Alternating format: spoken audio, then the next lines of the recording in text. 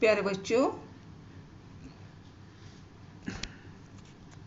सुप्रभात। प्यारे बच्चों, कैसे हैं आप? आशा करती हूँ आप स्वस्थ और मस्त होंगे। मैं आपकी हिंदी मैडम क्लास 10 की सभी बच्चों को ऑनलाइन क्लास में स्वागत करती हूँ। आज का हमारा पठन का विषय है साक्षी। इसके रचयिता हैं कविदास जी। प्रस्तुत साक्ष्यां कविदास जी द्वारा रचित हैं। इन साक्ष्यों में कवि ने विभिन्न विषयों पर अपने विचारों को अभिव्यक्त किया और अपने अनुभवजन्य ज्ञान को साक्षी में प्रत्यक्ष करते हुए कबीर जीवन के परम उपयोगी और आवश्यक तथ्यों का ज्ञान दिए हैं। एक और उन्होंने धर्म के बाह्य आडंबरों पर गहरी और तीखी चोट की है, तो दूसरी ओर आत्मा परमात्मा के विरह मिलन के भावपूर्ण गीत भी गाए हैं। तो बच्चों, हमने पिछले क्लास में कबीर की जीवनी, भाषा, विचार और विशेषताओं पर चर्चा कर चुके हैं। तो आइए अब बढ़ते हैं पाठ्यक्रम की दूसरी सोपान की ओर, जिसमें हम पहले साक्षी का वाचन करेंगे और फिर शब्दार्थ, भावार्थ और व्याख्या में अपना ध्यान केंद्रित करेंगे। ठीक है बच्चों? तो आज हम केवल 4 ही साक्ष्यों का अध्ययन करेंगे और बाकी नेक्स्ट क्लास में करेंगे। तो ध्यान दें, यह है हमारी पहली साक्षी। ऐसी वाणी बोलिए मन का आपा खोई, अपना तन शीतल करे और उनको सुख होई। पहले हमने अंडरलाइन कर दिए कठिन शब्दों में, तो आप इसका अर्थ को पहले समझ ले। वाणी यानी कि वचन यानी कि बोलना, आपा यानी कि अहंकार, घमंड, खोई यानी कि खोना और तनु यानी कि शरीर, काया, शीतल यानी ठंडा। तो यहाँ पर शांति और सुख के लिए हुआ है, और यानी कि दूसरे। तो अब बढ़ते हैं इसके प्रथम पंक्ति की ओर। ऐसी वाणी बोलिए मन का आपा खोई। तो यहाँ पर कविदास कहने का तात्पर्य क्या है? तो ऐसी वाणी बोलिए, तो हमें कैसी वाणी बोलना चाहिए? मन का आपा खोई, यानी कि अपने मन के आपा यानी कि अहंकार, घमंड को दूर करके हमें वचन बोलना चाहिए। यानी कैसा वचन? मधुर और विनम्र वचन बोलना चाहिए। तो इससे क्या है बच्चों, इससे हमारा अपना तन जो होता है, अपना जो शरीर होता है, शीतल होता है। शीतल यानी कि यहाँ पर ठंडा, ठंडा यानी कि शांत रहता है। तो अगर हम किसी को ठेस नहीं पहुंचाते हैं, दुख नहीं पहुंचाते हैं, तो हम लोग कभी भी क्या होते हैं, कभी भी हम दुखी नहीं होते हैं, यानी कि शांत रहते हैं। और दूसरे में क्या कहा गया? और उनको सुख होए। और ऐसे वाणी का यह भी लाभ होता है बच्चों, हमारी वचन से दूसरे बहुत ही दूसरों को सुख प्राप्त होता है, यानी उन्हें हमारी ये मधुर वचन से आनंद मिलते हैं। तो यहाँ पर कबीर ने मीठी वाणी तथा संयमित वाणी बोलने के लिए आग्रह प्रकाश किया है। तो बच्चों, अब इसका भावार्थ को देखेंगे। इसका भावार्थ यह निकलता है बच्चों, तो कि मनुष्य को संयमित और मधुर वाणी की प्रयोग के ऊपर उन्होंने बल दिया है, यानी कि आवश्यकता पर उन्होंने हमें ध्यान आकर्षित करते हैं। ठीक है बच्चों? तो जो भी यहाँ पर भावार्थ आपको बताया जाएगा उसको आप नोट कर लेंगे, ताकि आप अपने प्रश्न अभ्यास आसानी से कर सकें, क्योंकि यही भावार्थ को लेकर ही आपको 5 प्रश्न आए हैं। बच्चों, अब बढ़ते हैं दूसरी साक्षी की ओर। तो दूसरी साक्षी है कस्तूरी कुंडली बसे मृग ढूंढे बन माही, ऐसी घटी घटी राम है दुनिया देखे नाही। तो पहले पंक्ति में बताया गया है, माने इसका शब्दार्थ जान लेते हैं। कस्तूरी का अर्थ होता है एक सुगंधित पदार्थ, और जो कुंडली यानी कि नाभि, मृग यानी कि हिरण, और घटी घटी यानी कि प्रत्येक हृदय में यानी कि कण कण में। तो अब हम लोग जानते हैं कस्तूरी कुंडली बसे मृग ढूंढे बन माही। इसका यह अर्थ निकलता है कि मृग ढूंढे बन माही। मृग क्या ढूंढता है? कहाँ ढूंढता है? बन माही। बन में क्या ढूंढता है?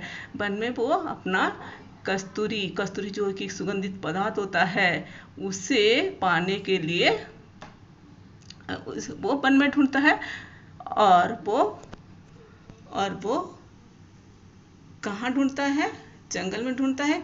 कैसे ढूंढता है? मतवाला होकर ढूंढता है, जो कि उसके अंदर ही, मतलब कस्तूरी एक सुगंधित पदार्थ होता है उसके नाभि में, परंतु अज्ञानता के कारण वो उसे जान नहीं पाता और वन में उसे पाने के लिए ढूंढता रहता है। तो इसी पर ऐसे ही एक उदाहरण दिए हैं, ऐसे घटी घटी राम है दुनिया देखे नाही, कवि का कहने का तात्पर्य है जैसे कस्तूरी के मृग के नाभि पर कस्तूरी होने पर भी उसे वो अज्ञानता के कारण वो वन में ढूंढता रहता है जो कि उसके नाभि के अंदर होता है। इसी तरह मनुष्य भी वो अज्ञानता के कारण वो ईश्वर को देख नहीं पाता, जबकि ईश्वर कण कण में विद्यमान होते हैं। और उसे वो कहाँ ढूंढता है? बाह्य आडंबरों में, जैसे मंदिर में, मस्जिद में, गिरजा में, गुरुद्वारा में, तीर्थों में, यज्ञ आदियों में ढूंढता फिरता है। ठीक है बच्चों। तो बच्चों मनुष्य अज्ञानता के कारण अपने अंदर जो विद्यमान होते हैं ईश्वर को देख नहीं पाता। तो आइए अब देखते हैं उसके भावार्थ को। तो दूसरे माने दोहे का भावार्थ यह है कि मृग और उसकी नाभि में स्थित कस्तूरी का उदाहरण देते हुए यह बताया गया है कि प्रत्येक मन में राम का वास होता है, लेकिन उसे इधर उधर माने ढूंढा जाता है, ये सब व्यर्थ है। अब हम बढ़ते हैं बच्चों तीसरी दोहे की ओर। जब मैं था तब हरि नहीं, अब हरि है मैं नाही, सब अंधियारा मिटी गया, जब दीपक देखियो माही। तो इसका अर्थ पहले देखते हैं। तो जब मैं था, मैं यानी कि अहंकार, जब मैं यानी कि अहंकार, दीपक यानी कि दिया, माही यानी कि अंदर, अंधियारा यानी कि अंधेरा, मिटी गया यानी कि नष्ट हो गया। ठीक है बच्चों। अब मैं इस पहली पंक्ति का वाचन करूंगी। जब मैं था तब हरि नहीं, मैं यानी कि जब मैं था का अर्थ है अहंकार।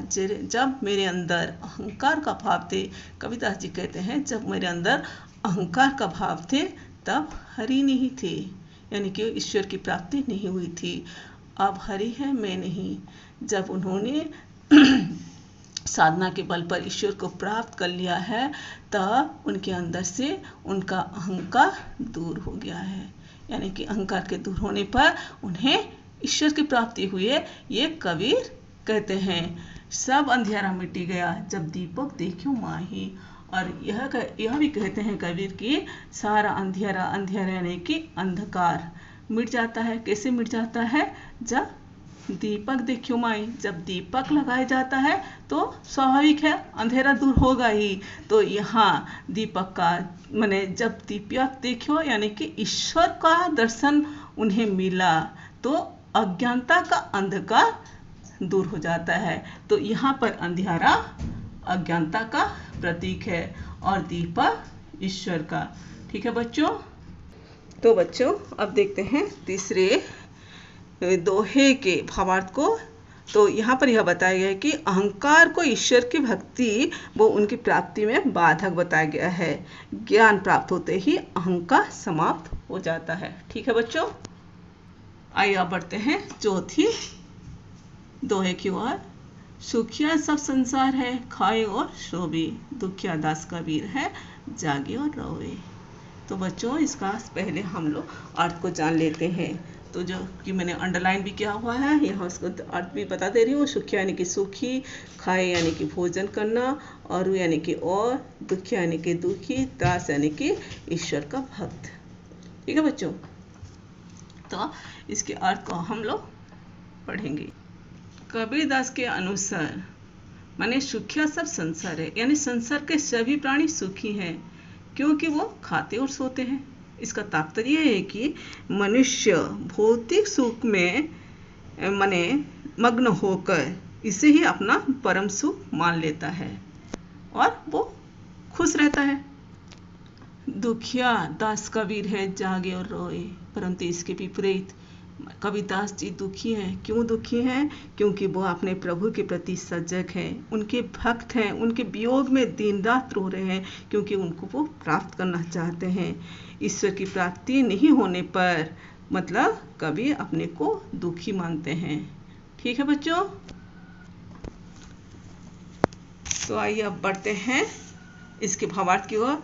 यहाँ पर यह कहा गया है कि खाने और सोने को जीवन का सबसे बड़ा सुख मानकर सारा संसार खुश है, पर चैतन्य कवि देखते हैं कि मरणाधर्म मनुष्य इस क्षणभंगुर संसार में राम के विमुख होकर राम को भूल गया है। मनुष्य के अनमोल जीवन को नष्ट होते देखकर कवि दुखी है। ठीक है बच्चों, ठीक है बच्चों, नेक्स्ट हम अब पढ़ेंगे। आज का पाठ्यक्रम यही समाप्त करते हैं।